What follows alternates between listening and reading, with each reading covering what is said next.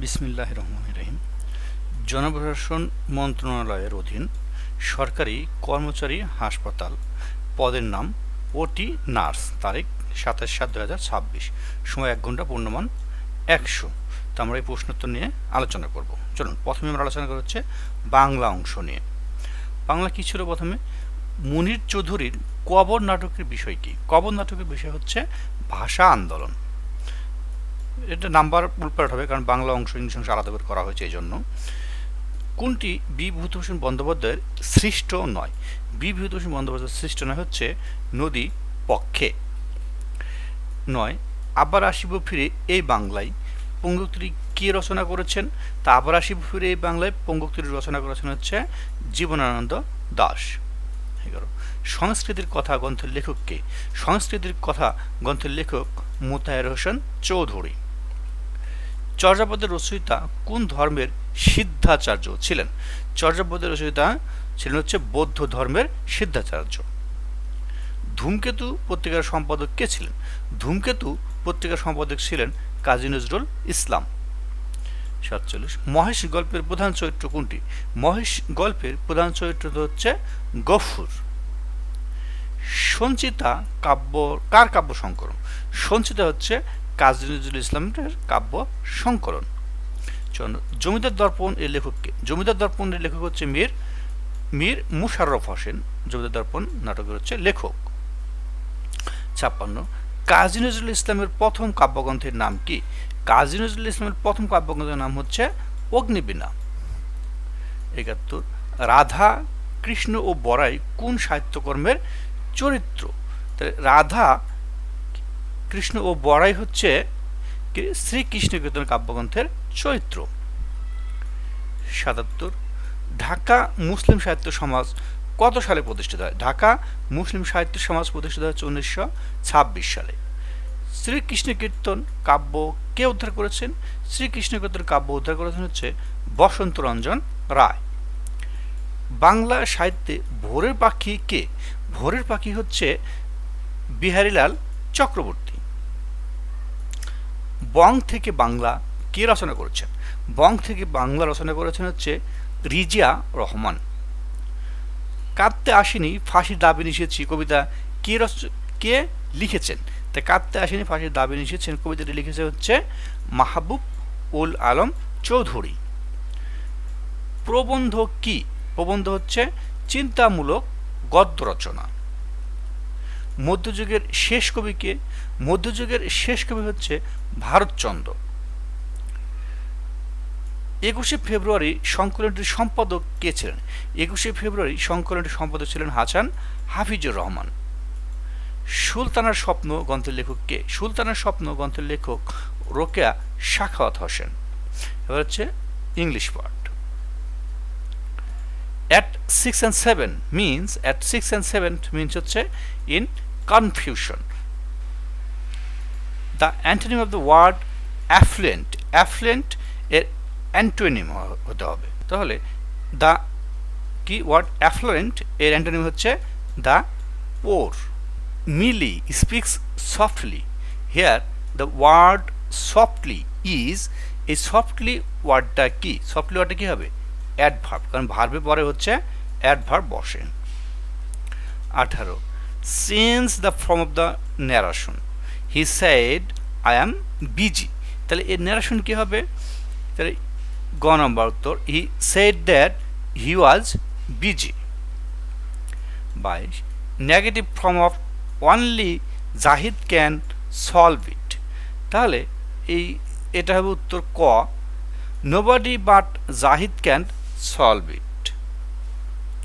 24, fill in the gap with right tense. He dashed abroad for 5 years before the settled down in Bangladesh, তাহলে কি হবে? এখানে হচ্ছে he had worked, এখানে যেহেতু বিফোর আছে তার মানে হচ্ছে পূর্বেই বসবে হচ্ছে এটা had worked. 29, milk is dash food, তাহলে মিল্ক ইজ কি?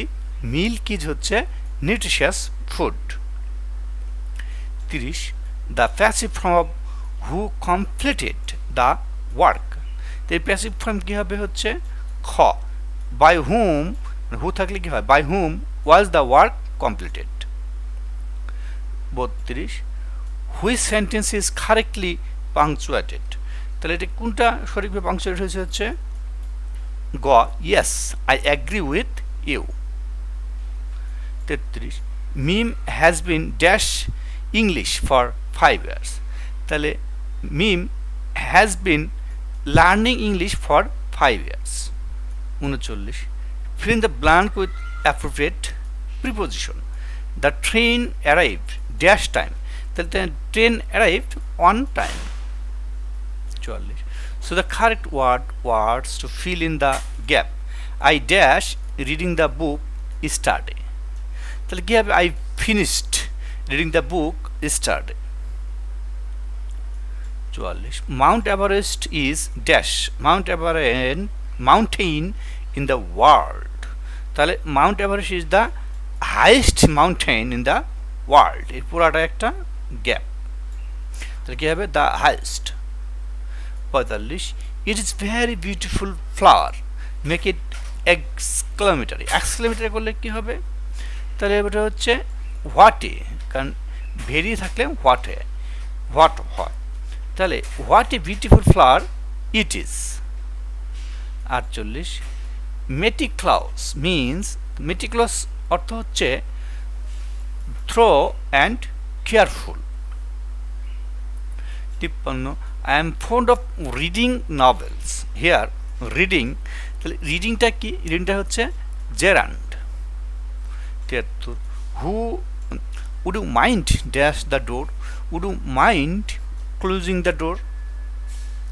83, fill in the blank with appropriate article, তাহলে Naim is dash MCom graduate, তাহলে কী হবে, Naim is an MCom graduate, M উচ্চারণ এ আসতে সেই জন্য। 86, the noun form of decide, decide এর নাউন ফর্ম হচ্ছে decision. 100, the adverb form of care, এই কেয়ারের অ্যাডভার্ব ফর্ম কি, কেয়ার অ্যাডভার্ব হচ্ছে কেয়ারফুলি।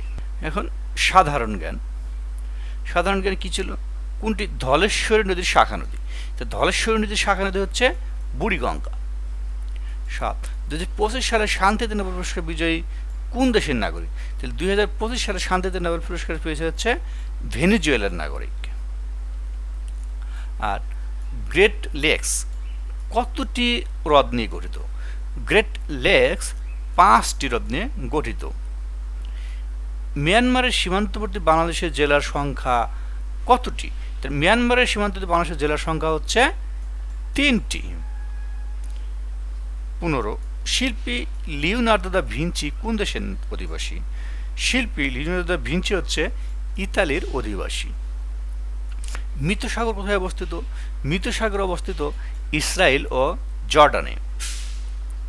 36, বীরশ্রেষ্ঠ সিপাহী মোস্তফা কামালের জন্ম কোন জেলায়, তাহলে মোস্তফা কামালের জন্ম হচ্ছে ভোলা জেলায়।